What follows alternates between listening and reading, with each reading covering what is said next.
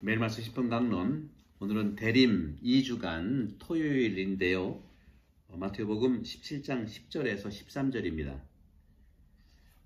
산에서 내려올 때에 제자들이 예수님께 율법 학자들은 어찌하여 엘리야가 먼저 와야 한다고 말합니까? 하고 물었다. 그러자 예수님께서 대답하셨다. 과연 엘리야가 와서 모든 것을 바로잡을 것이다.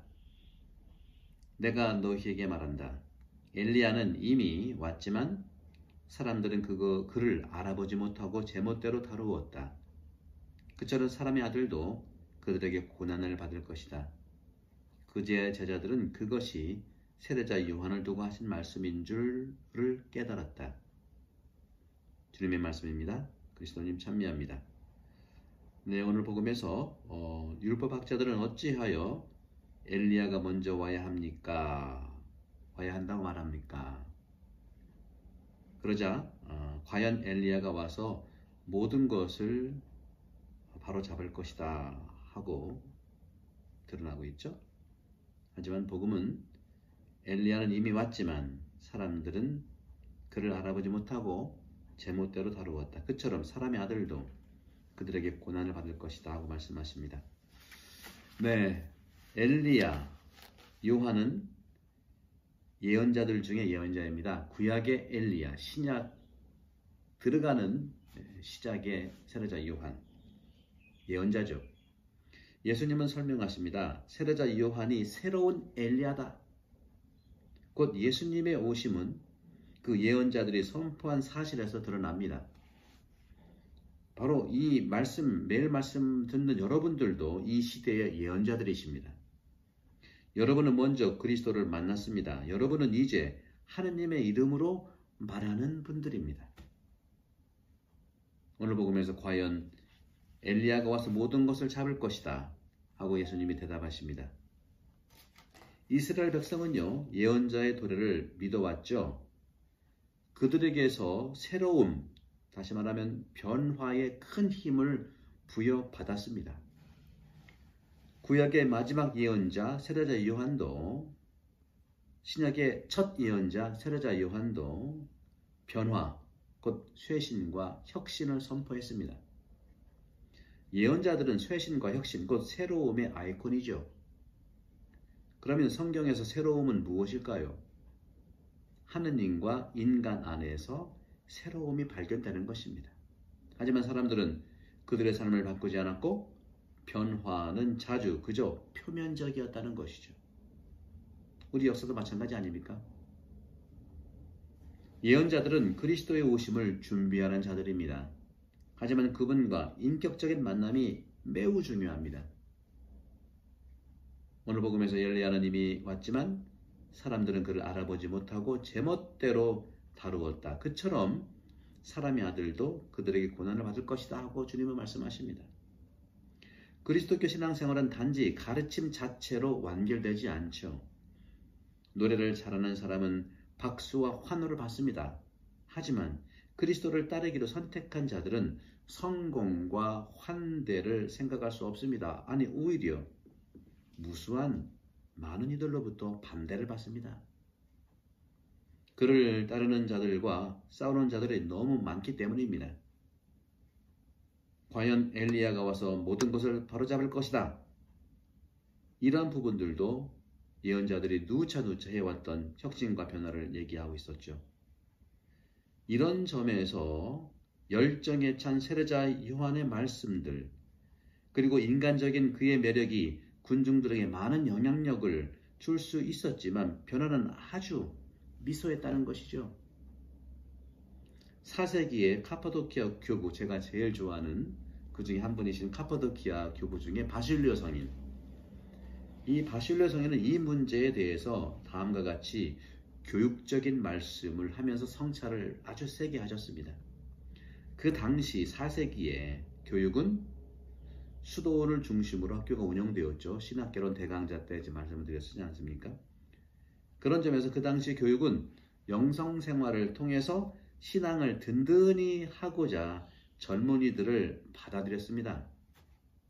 성 바실리오는 이렇게 묻고 있습니다. 그 젊은이들이 성공을 하기 위해서 무엇을 바라고 있는가?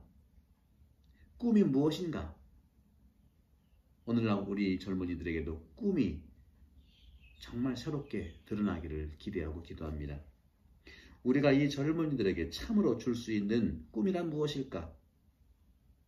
오늘날 우리에게도 바실리오 성인이 하신 질문 3가지를 나눠드리도록 하겠습니다.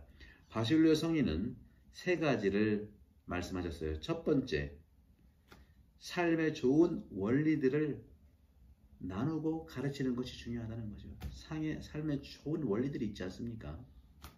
두 번째, 좋은 모범, 좋은 삶의 본보기를 나눠주는 거예요. 태도죠. 행동이죠. 삶의 좋은 원리가 바로 두 번째 좋은 본보기를 주는 것입니다. 원리는 디렉션이라고 한다면 모범과 본보기는 실행이죠. 세 번째는 좋은 품행. 다시 말하면 원리에서 모범과 본보기로 드러나면서 구체적으로는 좋은 품행이 드러나는데 그 좋은 품행이라고 하는 것은 말투고 행동이죠. 말투와 행동. 그리고 기도. 여기에 습관을 기르는 것이라고 말씀하셨습니다. 다시 정리해 볼게요. 삶의 좋은 원리들 뭘까요? 복음입니다. 좋은 모범, 본보기를 주는 것, 그리스도를 따르는 것이죠. 세 번째, 좋은 품행, 기도. 여기에 습관을 들인다고 했는데 바로 좋은 품행은 첫 번째는 말과 행동입니다. 하지만 이 모든 것을 실행하기 위해 나머지 중요한 것 하나가 있는데 그것은 바로 젊은이들이 스스로 자유롭게 선택하고자 하는 의지에 달려있다는 겁니다. 의지가 있어야 됩니다. 그럼 의지가 어떻게 생기죠? 좋은 원리, 좋은 본보기, 실행 어떤 것일까요? 바로 첫 번째로는 친밀감이라고 생각해요. 친밀감. 가족들 사이도 마찬가지고요. 아무리 좋은 얘기를 해도 사람과의 관계에서 친밀감이 드러나야 된다는 것. 친밀감이 이러한 좋은 3가지 좋은 삶의 원리, 모범, 품행, 기도 이거를 따라갈 수 있다고 생각합니다. 좋아하는 선생님 과목은 열심히 공부했던 기억을 하지 않습니까? 친밀감이 좋아하는 게 중요하죠. 그런 점에서 만일 좋은 것을 결정하려면 벌써 무엇을 어떻게 할 것인가를 즉시 알 수가 있죠. 바로 왜냐하면 습관이 되기 때문입니다. 좋은 선택을 거절한다면 어떤 좋은 교육도 그것을 실행하고 선을 향해 강요할 수가 없을 것이기 때문입니다. 예언자들은 그리스도께서 오심을 준비하는 사람들입니다.